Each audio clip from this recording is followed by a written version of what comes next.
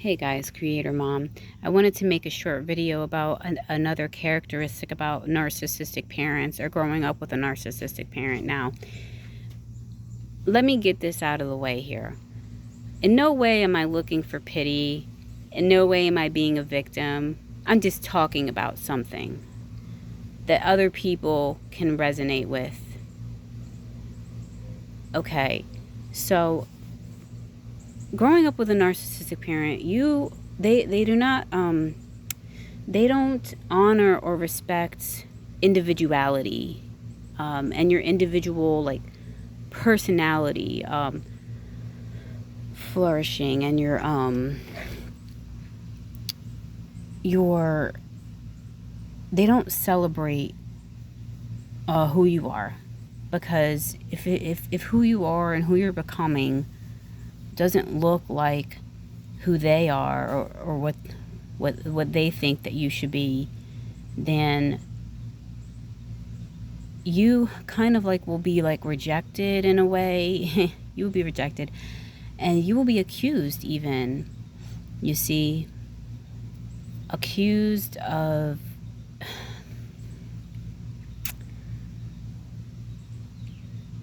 I don't know. You'll be called names. You'll be accused of being stupid. You'll be accused of being a follower, because you're not following them, what they think.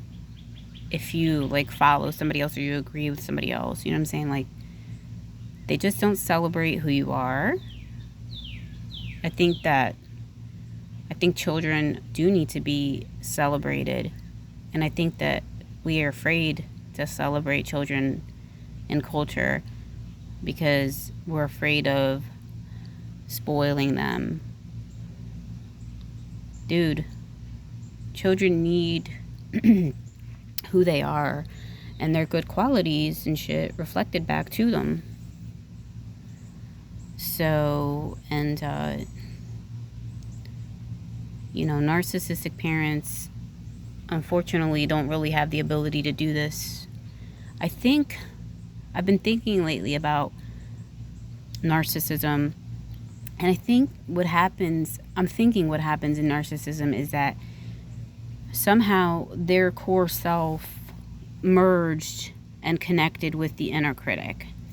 So much so that they believe that the inner critic is who they are. So, because that's one of the main, I think, virtues of a narcissistic parent, is just the controlling, critical, combative ways.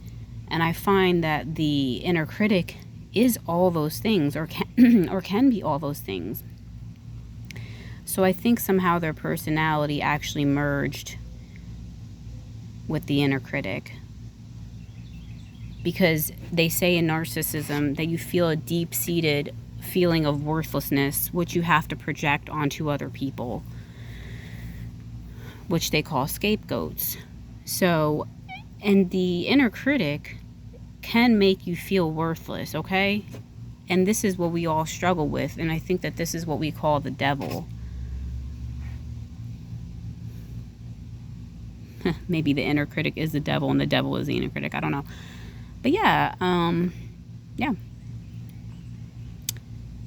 They've merged with the inner critic, as where a healthy person can realize their parts. They can observe the inner critic. And yeah, they might feel the effects of the inner critic, but they have not fully merged with the inner critic and let that feeling of worthlessness become who they are, so much so that the only way they feel that they can cope with this is to put it onto somebody else. And I also think that that's probably what codependency, or we swing to the other side of things, does too. Possibly. I'm just theorizing. Is that somebody who's codependent also feels a level of worthlessness and in a way has also believed and merged with the inner critic.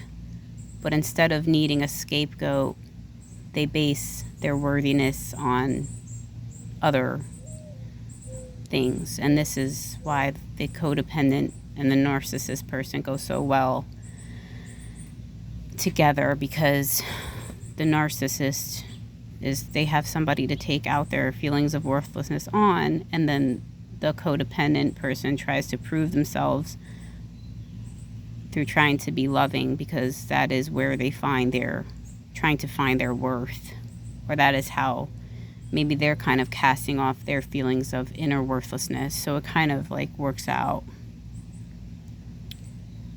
I could be totally wrong and talking shit right now, but this is what I was thinking. But then, through development and strengthening and trying to figure out who our core self is, what our own values are, and growing the core self and the foundation of the self and making it stronger and stronger, who we are, we can separate from the inner critic and see it as a separate, like, entity, if you will, and so when the thoughts come, go, okay, that's the inner critic. And then I guess moving into the next level of like befriending the inner critic or softening it so that we could work with and not be in combativeness or resistance or fighting with the inner critic. Because I think the whole idea is to come into a state of peace within ourselves, right? The narcissist people have no peace. They don't have no peace. And maybe a codependent person doesn't have peace either, because the inner critic is anything but peaceful. But I think, like the solution is just growing our core self and strengthening our core self and learning how to cope with the inner critic and not merge necessarily with it, but see it as separate. Take care.